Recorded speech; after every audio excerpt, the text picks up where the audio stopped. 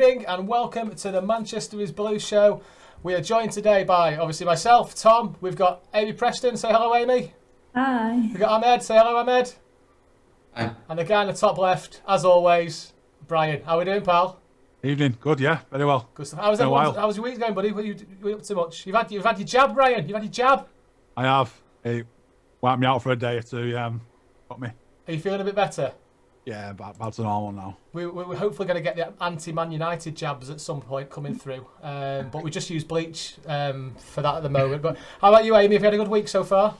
Yeah, just writing a dissertation at the moment. Oh, tell me about it. Come on, what are you doing? It sounds dreadful.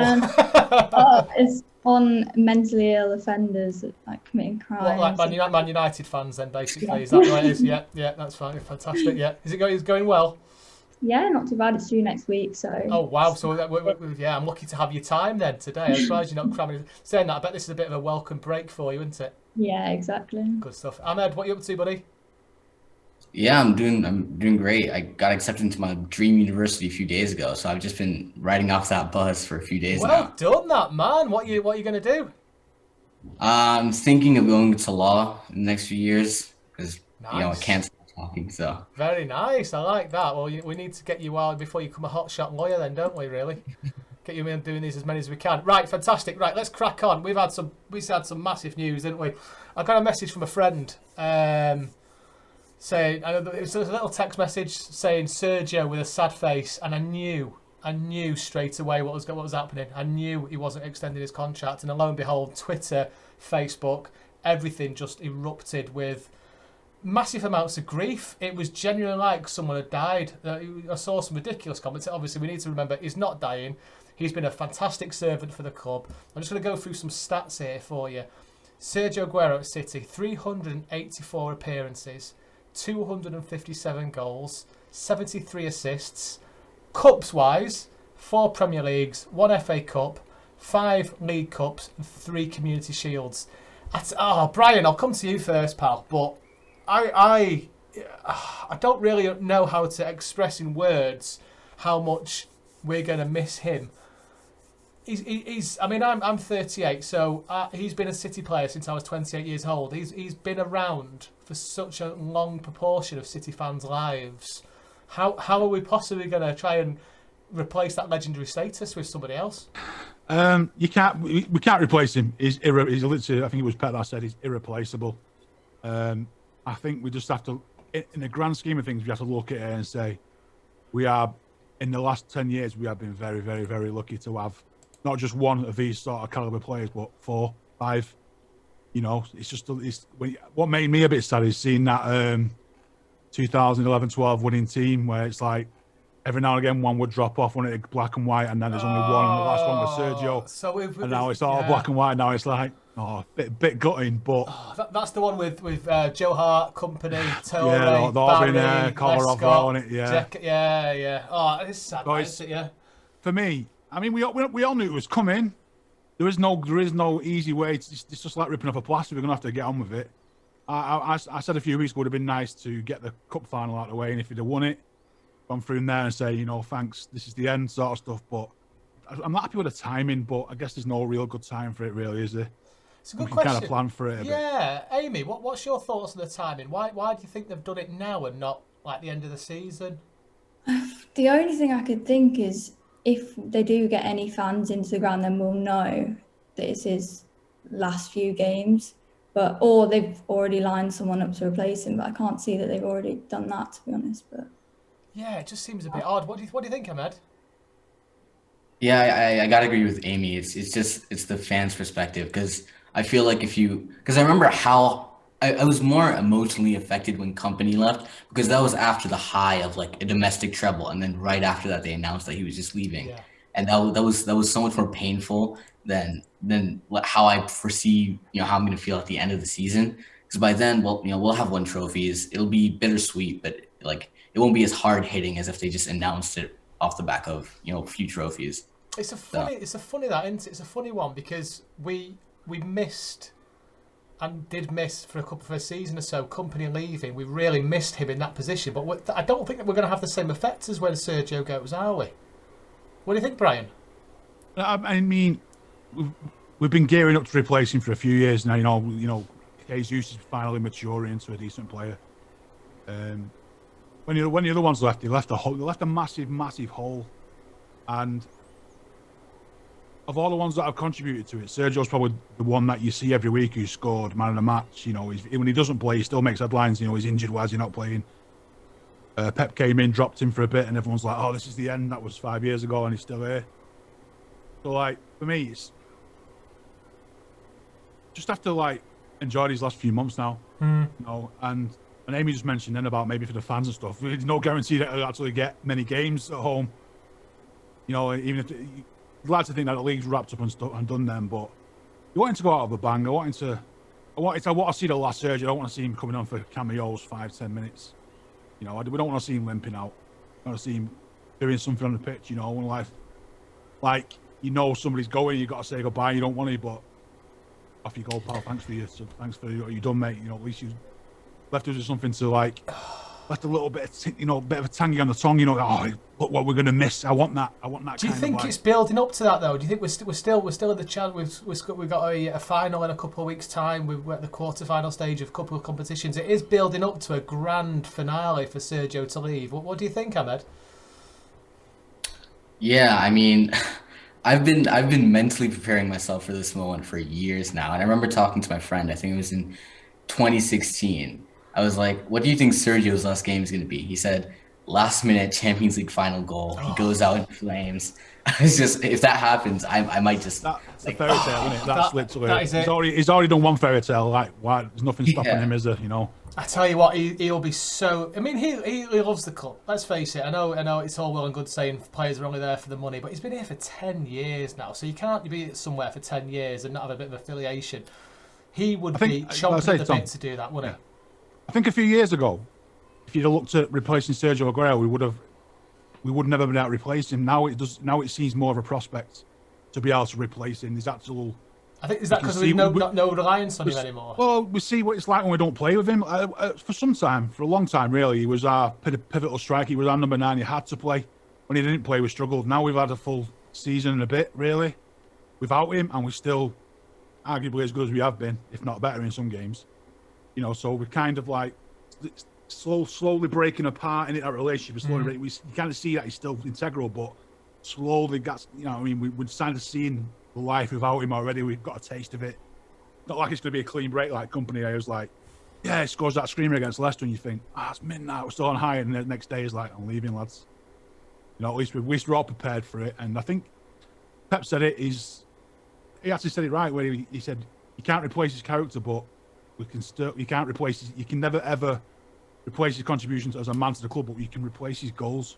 We can do that, and that's ultimately at the end of the day, somebody will come in and they'll be judged on whether they can score goals, not like Sergio was. Whether we get 10 years out of him, you don't know, but you expect that somebody's coming in who's going to be able to fire us to titles again. It's just, I'm looking at some stats, Premier League stats for him, and Sergio is joint top with Alan Shearer for the most Premier League hat-tricks in 11. Part of me just wants him to start a full game and smash somebody and get to the top of another leaderboard, because his scoring record for City, Amy, I'll come to you. His scoring record for City has been phenomenal, hasn't it? He's just unreplaceable. I'll tell you where I'm going with this. As soon as that news was announced, I checked my WhatsApp. My friend Sergio and Unsmiley Face. I got a message from a United fan an hour later saying "thank fuck for that," and I knew exactly what he meant. What do you think? Oh, I've only had, I say only, I've had a season ticket for 14 years because I'm only 20. So I don't really remember a time before him, to be honest, because I was up 10, 9, 10. So I honestly don't know what we're going to do without him. I think we need Haaland. I don't know who else it'll be. So having all those years of Sergio, how did you feel when you heard the news then? I honestly, I don't think it really sunk in at first. I just saw all these things and I was like, all right, okay. But I sort of didn't believe it. And then now, a few days later, it's like, I really don't know what we're going to do. Like, I know we're so good without him, but it seems like he's always been there. And I think it was quite big, him being the last to leave that 11-12 team as well.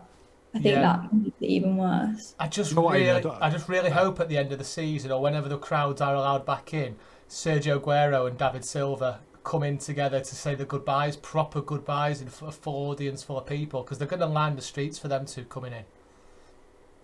I think we've seen a lot of players come and go. With Tom, obviously we're other side of 30 now, but how do you two feel about the fact that somebody's been there for pretty much the whole time you've been fans of football? Really, he's gonna be the last like Glass Garrison's leaving, because I know that when it's all been announced he's leaving and stuff, but Sergio's quite an understated guy, and you know that when the time comes, he's going to be one of those moments where he starts crying. Everyone's going to be crying. You know what I mean? He's one of those moments, isn't it? So, like, I think that's when we're all gonna. That's when you see him leaving the pitch, and you can see. He's an emotional guy. I think that's when he's done, and walking off. And he's going to be there with his son as well, a bit like Company when you see the tears in his eyes against Leicester. You realise something's happening here. This is the end. Yeah. So for these two, like young City fans, and like the last of the first heroes sort of thing for them, isn't it? Yeah, absolutely. Yeah. Do you know what he is? And I think he is for me as well. Well, yeah, and considering we've had 20 years before that as well, it's like. I mean, I've seen some good strikers at City, but I've never seen anybody like him. Never seen anybody like him, and it really worries me that when I'm not going to see it again for 10 years. I can't see it. It's like a job these days, like a normal job. 10 years, people don't last 3 or 4 years in a job maximum. You look, if 10 you years at a football club. Compare it to the other big strikers. Alan Shearer, Newcastle have never had anybody like him since. Thierry Henry, Arsenal have never had anybody like him since. Wayne Rooney, United, not had anybody like him since. So for us now, you've got the next one of those next big four. It's gonna be hard to replace him, but if anybody can, we can. It's true that. Amy, you mentioned one name, and we'll come on to him in a bit in Haaland. He seems almost too obvious as the answer for him to come to us. Obviously, he's got suitors coming left, right, and centre. We'll talk about him later. Would you prefer, Amy, somebody to come in who's a ready-made 30-goal-a-season striker, which is what we need? We need that. Or would you prefer that City normally do, and we normally get some random player from whatever, it's normally the Spanish league, who comes in and makes a name for themselves, and almost like a Ferran Torres type player who's a bit of a not really massively world renowned at that stage, and we make him into the world class player? Which would you prefer? Would you want to get somebody in who's ready built, buy off the shelf, or would you rather go and make somebody? I think ordinarily I'd say definitely go for someone that we make, but I feel like we could make Haaland because he's so young still, and just whoever gets him is just like Champions League wise. I think they're just gonna smash it, to be honest. Like if Real Madrid, even I don't think he will go to like Liverpool, but if he did, that would just give them such a boost. I'd really feel like, because he's so good and so young, because he's not been at clubs for that long, we could be the team that make him still, even though he is already a 30-goal season striker. Do you know what? Sod it. We'll start talking about it as soon as we're talking about it. Forget it. Let's throw the rule book out the equation. So, Haaland's dad and Raiola are in Barcelona now. They're pictured in Barcelona, so they're obviously not on holiday together, are they? Let's face it. So they're talking to Barcelona. That's obvious.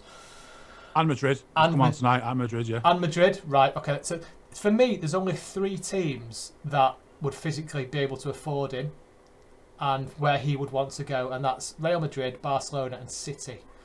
I can't see him at United. Can't see him at Chelsea. Can't see him at Liverpool. Can't see him at Bayern Munich.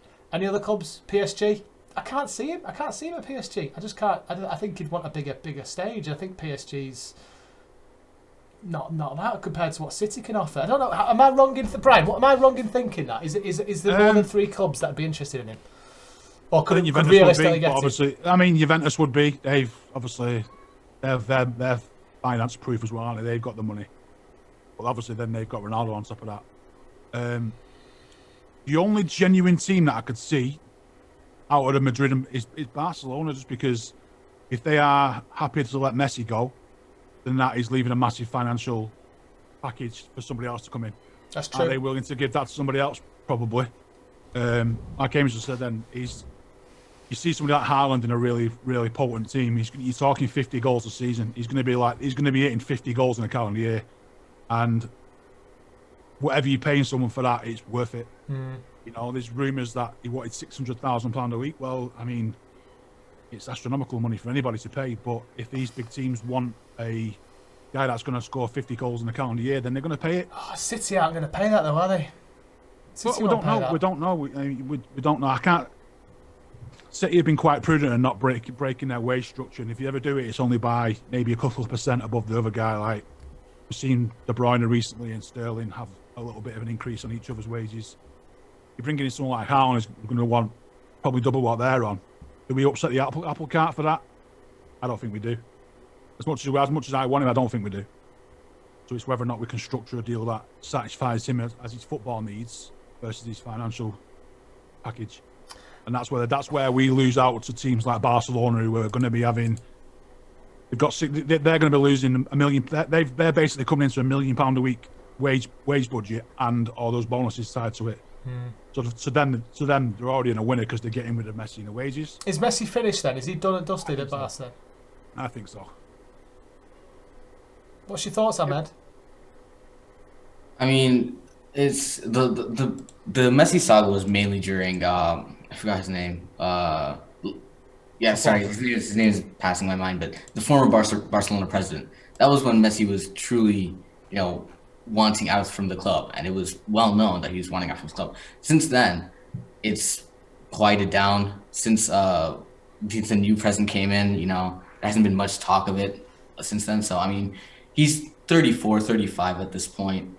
I genuinely believe he's just staying there, and especially because, the main link Messi had to us was Guardiola and primarily Aguero. So with Aguero leaving, there's cause to think that he wouldn't want to come anymore, just because his best friend in football is leaving the club as well. So yeah, I don't really believe it's happening. I think our chance would have been last summer, but because of the whole lawsuit fiasco, it just didn't play out. I don't think Barcelona can afford to have them both. So if you want Haaland for the next 10 years, Messi's got to go, because they're in seriously financial trouble. They're asking for bank loans. It's all out there to be seen. They are in big financial trouble, and it's probably going to get a lot worse, considering how their finances are being looked into, how they've received money from the government, which they shouldn't have done. So they can't really be serious at keeping Lionel Messi on million euros a week and then bringing in somebody on half that again. If they're in the financial, so for me, one of them has to go.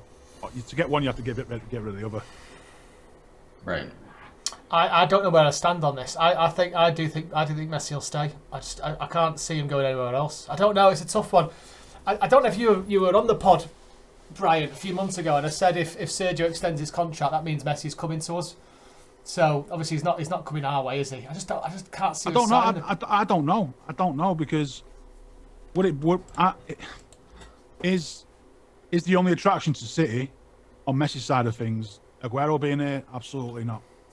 He's going to be coming into a title-winning team with some very, very, very good players and a manager that he's very fond of. It's not like he's taking a job just because his best mate's there, and there's more to us than Aguero being there. Obviously, it doesn't help that he's leaving, but you never know, do you, in football? Other options then, if it's not Haaland. Oh, the rumour is apparently they're only in Spain for 24, 48 hours, and then Haaland and Raiola are coming over to London to have a chat with all the Premier League contingent then. So, that'll be interesting to watch that unfold and unravel, because there were bound to be paparazzi somewhere in the line. But, who are the other options?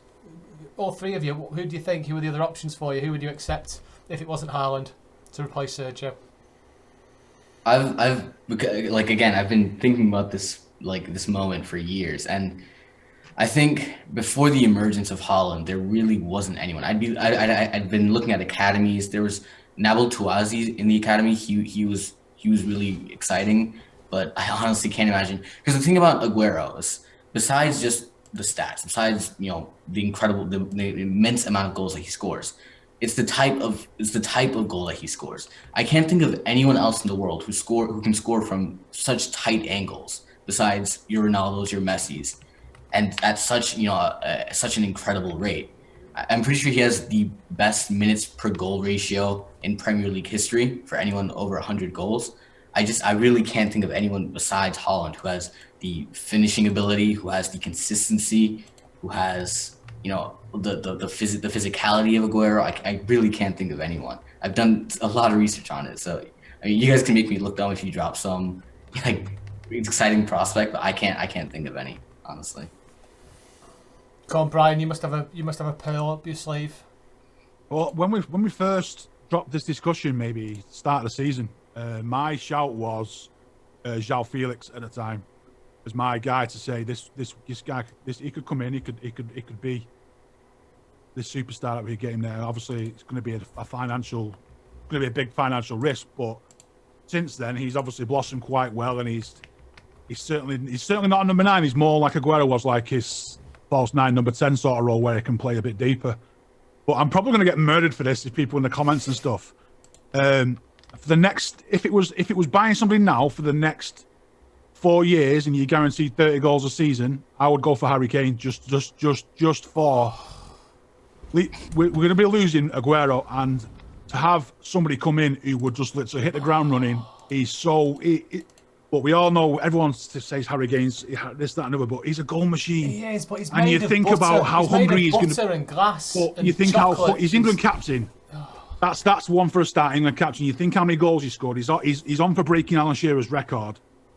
You know, he's never won a trophy. Imagine how hungry he would be to come to our club to play with these players. He's obviously, look, he knows City are the best team in the league. To come there, to have this opportunity to add to his already glowing reputation as with trophies, I think it'd be too much for him to turn down if we came sniffing, and we definitely would not lose out on the deal in terms of financially, because we would obviously win more trophies with Harry Kane.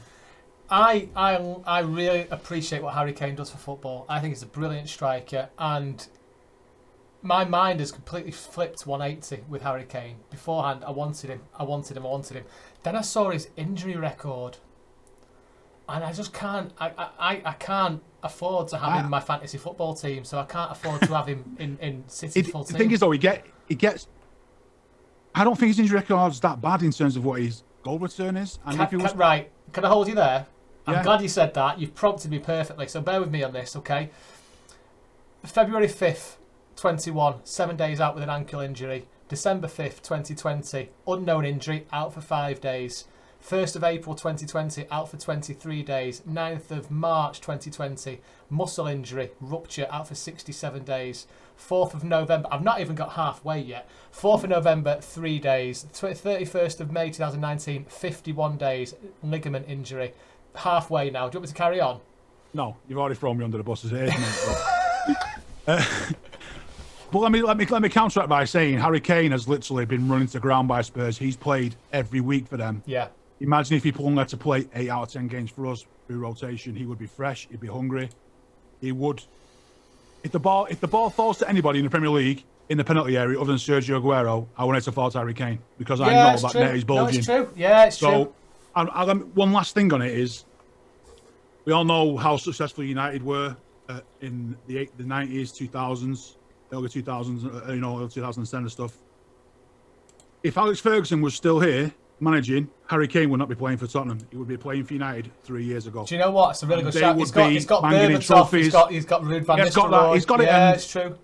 He's English, homegrown. He's a goal machine. He's England captain, and he's an example as a professional. You know, we get 5 years. I signed him a 5-year contract. Cost 110 million. 5-year contract. What's that? 22 million a year. Pay it out for him. And in then 5 years, I'd be very surprised if we didn't win 7 trophies with Harry Kane as a number 9. Let's bring Amy in on this. Amy, I can see you chomping at the bit to interrupt here. What are you thinking in regards to Harry Kane? I think he's a good short-term fix, but I don't think we need someone younger, because I've seen things going about Danny Ings as well, but he's 28. That's an interesting one. I know Fox. I can understand the Fox in the box thing. What do you think about Danny Ings? I think he's very good. I think he would be a good short-term fix if we had someone else lined up and we didn't have to pay through the roof for him. But he's not a long-term solution at all. He's 28, isn't he? Yeah. Ahmed, what's your thoughts on Danny Ings? He doesn't scream out, does he? He doesn't scream out to you marquee signing for City. He must be loving life at the moment. Imagine getting linked with City being a 20-year-old striker. From the first rumor I heard of Danny Ings coming, I said if we sign Danny Ings to replace Sergio Aguero, I will stop supporting this club. It's not. It's just. It should not be an option. I understand he's been on fire for the past 2 seasons, but he's been at a big club and he's failed. He's been at smaller clubs and he's failed. It's not the right move. And again, short term option. He's good for maybe 3 years. It's just not the move, and I don't think. Let me ask you a question based on that.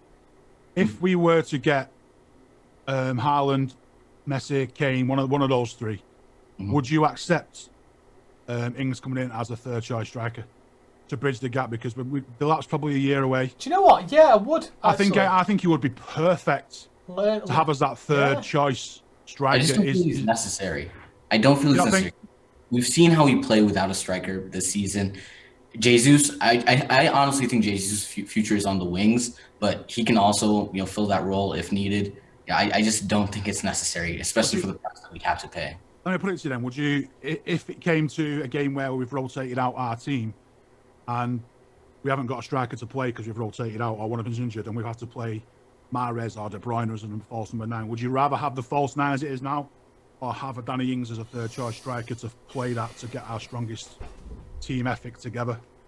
I generally think that's the only reason we've been linked for him is because of that. He's a proven Premier League goal scorer. Yes, he's a bit dodging injuries, but who isn't nowadays? When he gets to 30, everyone's on that. He's homegrown. He's an England international. He's not going to cost a fortune either. And if he's just 2 years, 18 months, then... Shout. Can I ask you a question? If he played for us now, would he be the best striker at the club? That's an interesting question. I think so. I think he would be. I think he would be the leading goal scorer, yeah. I think he'd be based the most on his recent form. Like he'd score the most goals, or like per appearance or per minutes or whatever. But I still would rather have Jesus starting than Danny Ings, because especially the reason why people were skeptical about Aguero's future back in 16-17 when Pep first came in was because at that point Aguero, he'd been under Mancini, he'd been under Pellegrini. He was just a fox in the box. That's it. He was great at scoring, but it was only within the box. And over the past 4 years, Pep has managed to make Aguero into a more deep-lying player. Danny Ings isn't really that player. He is what Aguero was a few years ago. So I don't feel it'd be a good fit, honestly. Jesus fills every like flaw that Danny Ings has. I like Danny Ings' work rate, and I like the fact that he scores goals in quite a mediocre team in Southampton. He's their focal point and he can score goals. And I go as far as saying, it's like I said about Harry Kane going United. I generally think if United were after a third, fourth striker under Alex Ferguson, he'd probably be there by now. He's that sort of player. He is that sort of squad player you need. You need strong backups, and I think he would be brilliant. He's not going to cost a lot of money. Yeah, I can't disagree with that. If we signed him, I wouldn't be upset. I'd just be really conscious that we'd need another striker as well.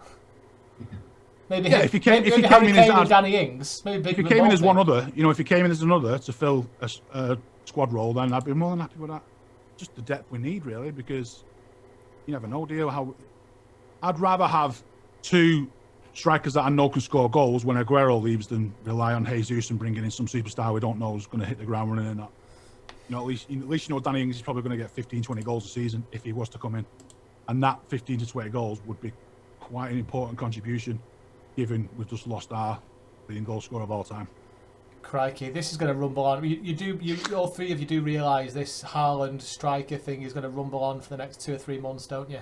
We're not going to hear the end of this. This is going to be like every Messi debate amplified every year, and Messi might even be involved in it again. I think it'll be more, because it's not a foregone conclusion where it's going to go like we all knew Messi was only one place he could go. There's only one team that could afford him.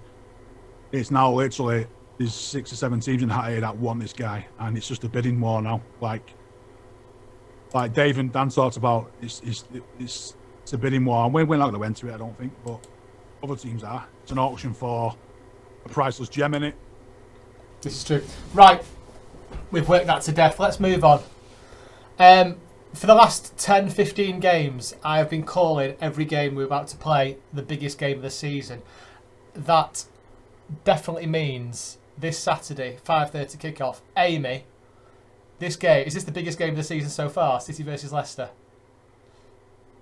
I mean, you could argue it, to be fair, because they are doing very well, but no, I wouldn't say so. I'd say United. After United, probably, though. Yeah, it's a fair Because point. Liverpool Actually. was so far off us when we played them. It's a fair point. Oh, it's got to be a must-win now, hasn't it? How do you think we'll get on Saturday, Amy? I'm a bit worried about it, to be honest, but I think, fingers crossed, we'll do a lot better than when we played them at home, because we're not going to have Garcia at the back. As good as he was, we've now got Diaz and Stones, which, and surely it's going to get drilled into them not to give away 3 penalties. Like, I've never seen anything like it. And it was the same, all 3 of them were exactly the same challenge. And so hopefully better than last time, but I wouldn't be surprised if we didn't win. Oh, don't say that. You must make me feel happy. Ahmed, what's your thoughts about the game? I've been saying it for a while. I think the biggest game of the season is coming in 2 weeks. I think it's in 2 weeks. Carabao Cup final, because that's gonna.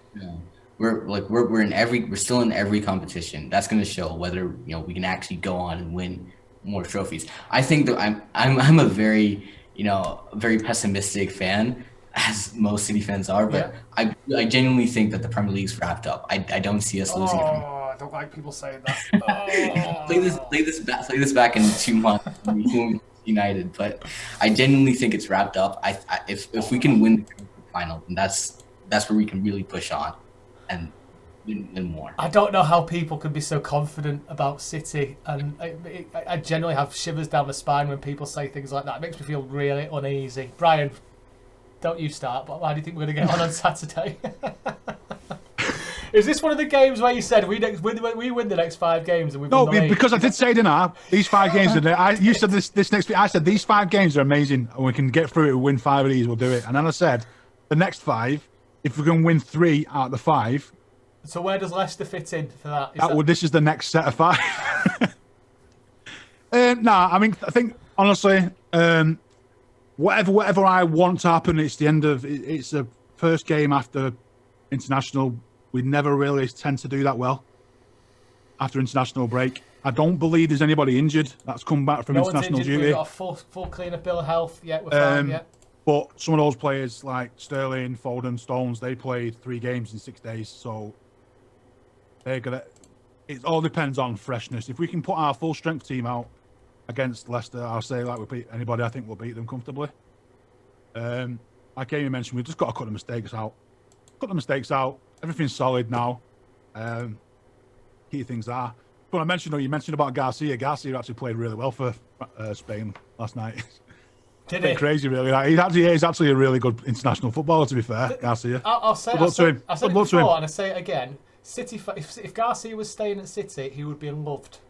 But because he wants to leave, people hate it. That's just the way it goes. Do City fans really hate him, or is it just a social media tribe? It's probably the social media tribe, isn't it? Social media tribe, to be fair. The drama queens on Twitter. You want to keep. I've tried to avoid Twitter as much as possible the last couple of days, weeks maybe, and it's just a cauldron of negativity when it wants to be, isn't it? It's horrible. One thing I can pretty much guarantee is on Saturday, Iheanacho's going to score. He seems to be on fire at the minute. He seems to be having a really good record at the minute. Amy, what's your thoughts on Iheanacho? And I mean, let's face it, they've got Harvey Barnes, they've got Vardy, they've got Maddison, all very capable of scoring against us. But Iheanacho, if we're not at the races on Saturday, he can make us suffer, can't he? Yeah, 100%. He is in such goal scoring form, but him and Vardy as well. Vardy loves a goal against us, so any mistakes, they will 100% convert them.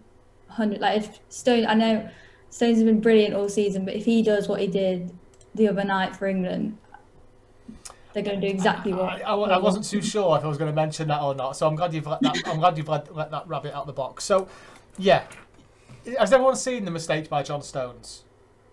I saw the mistake by Nick Pope that threw Stones in a rat or a bother. Other than that, I don't see it in any kind of mistake, really. He tried to do what he's been told to, which is play out from the back. He got caught. Yeah. It was the pass to him that put him under a bit of pressure. He'll forget about that now, won't he? His mentality now is, he's had... I'd rather he do it for England than for City, put it that way. Fine, and he got an assist, so it don't really matter, does it? So, score predictions, Saturday, 5:30 kick-off. Ahmed, we're coming to you first. What are you thinking? I've never been a score prediction guy, but if you're putting me on the spot, I I'll am. go. Today's the day. Yeah, we can't have two non-score predictors. Yeah, you know, I don't Tom's, score. Tom's, I don't do score Tom's predictions. notorious fence sitter, so I'm just gonna go. I'll say 3-0 City. Nice. I'm just gonna go bold. Yeah. Amy? I was going to go 3-2, to us. 3-2, good That'd be a score. good game. When was the last time we conceded 2 goals? against Leicester, wasn't it? Was it against Leicester? Nah, surely it's been sooner. Was it Spurs? Did we concede 2? That's a really good point, that, isn't it? I don't know which game came first, Leicester or Spurs, out of that bad run. I'll have a quick look. Brian, what's your thoughts score-wise? I don't think that Vardy and Iheanacho are both start. So I think on that respect, we're going to be comfortable. If we can get a couple of goals early, that'll be a game done for them. I can't see them being good enough to get back in it, so I'm going to say 3-0. 3-0 as well. Southampton, 5-2 in March. Is that right? Will be, yeah. Oh yeah, that game completely. Yeah, it don't matter. If we can see why it don't matter, as long as we win. Yeah. But was that one of the 5 games, Brian? If we win this next 5 games, we're going to win everything. And we'll just start this one now, Leicester. No, for me, the Southampton one was in that 5, yeah. But for now, it's done. I'm confident now. It's more a case of keeping the Premier League ticking over, using that as a way to keep people on form and fresh. We can rotate now. Last question I've got for you in relation to the Leicester game is, with the games we've got coming up in April, and they are horrendous. Let's face it, if we get through if we get through April, winning all our games, we get through the next 5 games. We would have done really well if we won all of them. But do we put all our eggs in this basket and play a full-strength squad, or do we focus on the Dortmund game on Tuesday? That is my biggest quandary at the minute. I can see quite a few changes for Leicester with a focus on Dortmund. I don't know, Ahmed, what do you think? Our first leg against Storm is at home, if I recall correctly. It is, yes, yeah. Yeah, home ties are always very important because you want to make sure you don't concede. You want to make sure that you get a few in the like on the scoreboard. So I feel like we're going to make some changes against Leicester. I feel like that's the right move, and I feel like we can still win, regardless. Amy, what are you thinking? Do we make changes, or do we put full strength out for Leicester? I reckon we should. I think Laporte and Ake should start against Leicester because I think. Wow, what a call! I think they are both good enough. I think they're both excellent centre backs. Ake's obviously not played for ages, and I think every City fan would rather us beat Dortmund than Leicester. So I would. I don't know. Now you said that, I don't know if I do. I think we got 2 chances for Dortmund, haven't we? We got it's a 2-legger. I think over 2 legs we can beat Dortmund, but we need to wrap up the Premier League. We need to get the Premier League points under wraps, don't we? I don't know how I feel. I don't even know which cup I want to win more, to be honest. I'm still on the fence with that. I really don't know. Brian, what do you think, pal? What are you doing? If you're Pep, If I'm Pep, I'm doing what I always do, which is pick the best team I've got available. Yeah. I think he'll just do that regardless. I generally think Laporte will start because he's not played any international football. So he's a shoo-in to start. I think it'll be Laporte and Diaz to start at the weekend. Other than that, I couldn't tell you. Because literally all of them have been away apart from Fernandinho, haven't they? And Aguero. I don't know if Aguero even went away, did he? I have no idea. I think Pep goes the strongest team against Leicester. Get that done. That's one less win towards the title. And then when it comes to Dortmund, I think it's just a case of winning the game. If we can beat Dortmund, it's a case of just winning, whether that be 1-0, 2-0, 2-1, 5-4, whatever. I don't think it really matters because then just make sure we don't lose against them, which is I don't think they can beat us again over 2 legs. So it's just a case of wrapping up games then, knocking them up and scratch them off. Done. Move on to the next 5. Yeah, that's what it comes down to. Right, we're pretty much done, everyone. Has anyone got anything else to add before we shoot off? No, we're all good. No, right, no. Then we will be doing a show on Saturday for the Manchester is Blue watch along, City versus Leicester. Come and join us for that. But for now, thank you, Amy. Thank you, Ahmed. Thank you, Brian. Have a lovely evening, guys. Thank you very much. You too. See you later. See you in a bit. Yeah.